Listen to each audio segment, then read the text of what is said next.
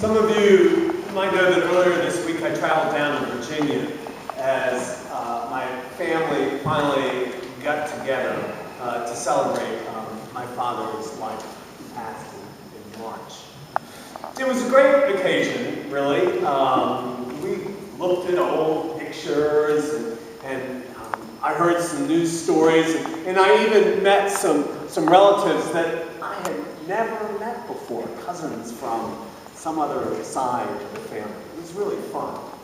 When the celebration was all over, we went back to my sister's house, my sister, my brother, and I, and we sat around and told more stories, and eventually we got to laughing about how my dad always had these sort of stock phrases that he would periodically pull out, almost as if on cue. For instance, if we would say to him, "Well, Dad, I'll see you tomorrow," he would oftentimes say, "Well, good Lord willing and the creek don't rise." Some of you are nodding your head, which always kind of made me laugh because, first of all, my dad, as you have heard before, was not a religious man, and we never lived around a creek, so I'm not sure where I got that from. But if we were talking about something that was sort of pointless or just ridiculous, he would say, "That's as useless as a screen door on a submarine." He was a Navy man, my dad. Or we laughed hard about this. If we, as a group of kids, sort of moved more slowly than my dad would have wished, he would eventually mutter under his breath, "All right then, off like a herd of turtles." And one of the strangest ones that he would say from time to time, I have no idea where he got this, but if we were to take to sort of sulking or pouting a bit, my dad would look at us and say, "Well, what got you eating a can of worms today?" Have you heard that one before? That might be a rich original, I'm not sure. But I do know that it is passed down from generation to generation. A can of worms is sort of stuck with us. I bring up can of worms in particular because I think what we've got going on here in that first lesson from Kings, I think we've got ourselves a prophet who's just eaten himself a can of worms. We hear about Elijah, one of the greatest prophets of the Hebrew tradition.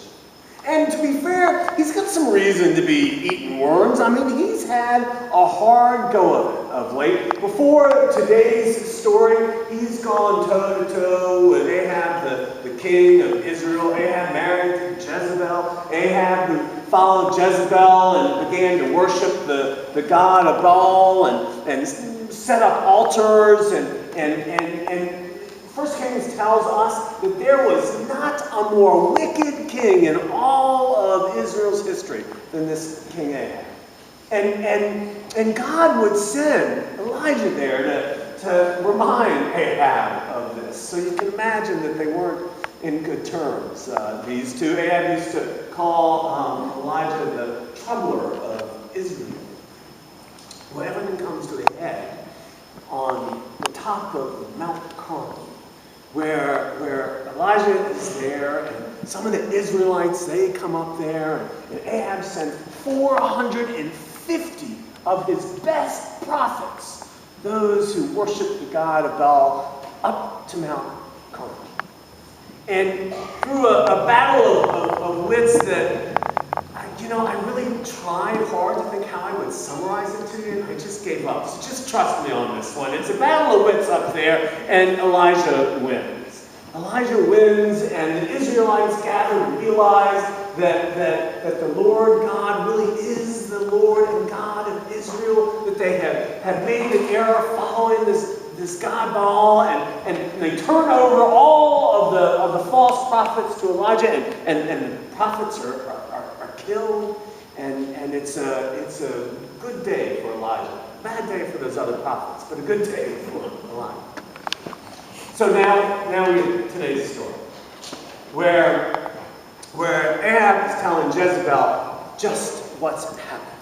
And she is outraged, she is horrified, and so she sends a messenger to find that Elijah and to say to him, listen, before the end of tomorrow, you're going to be dead like the rest of these prophets before you. So you can't blame Elijah for just being over it, you know? You can't blame him for doing what he does, which is he goes out, heads out to the wilderness. He leaves his servant behind. He finds a tree and he sits underneath it and he just opens himself up a can of worms and says, you know what, God, just take me now. Really, he just is like, I just would rather die. Take me now. And then he falls asleep. Well, God's paying attention, but not to kill him. Because Elijah's awakened by an angel. God sends an angel to the sleeping Elijah. And the angel says, Elijah, get up and eat. And Elijah, his eyes open, and he looks over there, and there's bread, and there's a jar of water. And he gets up and he eats, and then he goes back to sleep. And an angel comes a second time. He says, Elijah, get up and eat. And this time Elijah looks, and there's not just a little piece of bread, not just a little water, but there's apparently this great abundance of water, enough, Kings tells us, enough for him to go on a great journey, a journey of 40 days, 40 nights. Have you heard that number before? You know, that's kind of what the Hebrews tell us was, this is going to be quite a trip, buckle up. A journey to Mount Horeb, where just before Moses had met with God.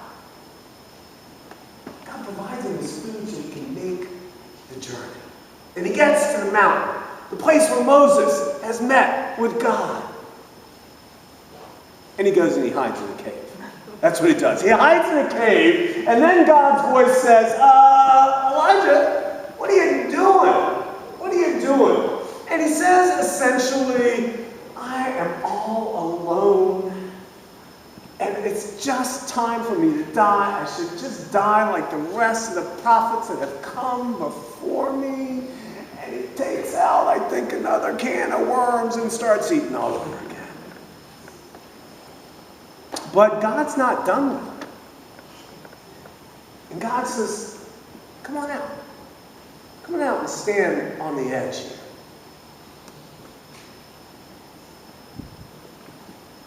So let me not make fun of Elijah anymore. Because whether you call it eating worms or sulking or pouting or just plain exhaustion, I don't know about you, but I've been there before. I mean, I imagine that there's hardly a one of us who can't relate to getting to a point when you're just tired of the struggle, or when you're just consumed by fear about what's going to happen next, when you feel alone and abandoned, or when your heart's just breaking. I mean, that's where Elijah is, and that's not a place all that unfamiliar to most of us, now is it? He thinks he's alone. He thinks that God has forgotten him. He feels disconnected from the world and from his God. Have you been there before? You know, there's that saying that misery loves company. Well, if misery loves company, then here's something of comfort to all of us. If Elijah, really one of the greatest prophets of all time, can have what Mother Teresa later described as the dark night of the soul, well then maybe it's not such a bad thing if we have those occasions too. Maybe we are in good company. Maybe we're not altogether lost. But that's not the only comfort to take from this story. Because what happens when Elijah goes through this time, these dark nights, is that God doesn't give up on him, does he? I mean, let's go back and look at all the things that God does throughout this. While Elijah seems intent upon eating his can of worms, well, God sends an angel to that Elijah, who's by himself in the wilderness, and gives him food. Twice. And then when it's time for Elijah to take another journey, God doesn't say, well, just suck it up, boy. He gives him enough food for the whole 40 days to make sure that he will be fed and that he will be able to endure what is to come. And when he goes and he hides in a cave, God doesn't say, well, I'm going to find myself another prophet. He shouts down, Elijah, what are you doing? And when Elijah says, oh, I'm left all alone, he says, well, come on out to the edge, and I'll show you you're not. You're not alone. I haven't abandoned you. And let's not miss how it is that God passes by Elijah, how it is that God connects with Elijah. Let's not miss this little detail here, because it's not in the earthquake, and it's not in the fire, and it's not in the winds that are so great that they can split mountains. That's not where Elijah finds God passing by and connects with God, but it's where? Do you remember? Right. In the sound of silence. That silence isn't because Elijah's been abandoned. That silence is an invitation to listen to the still small voice, which is God passing by.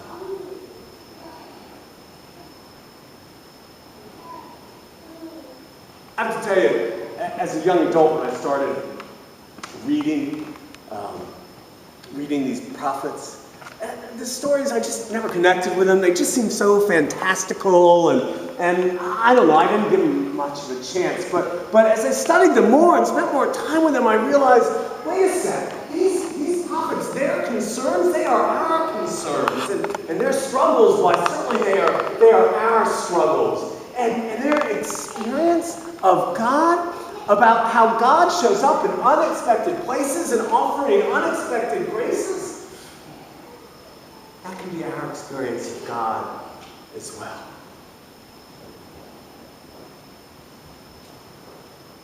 Which I have to tell you, when I think about that just makes me feel like snug as a bug in a rug. You know what I mean? I mean, that just makes me so excited. I'm as excited as a puppy with two tails wagging. You know what I mean?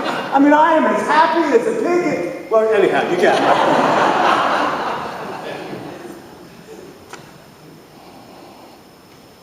Amen.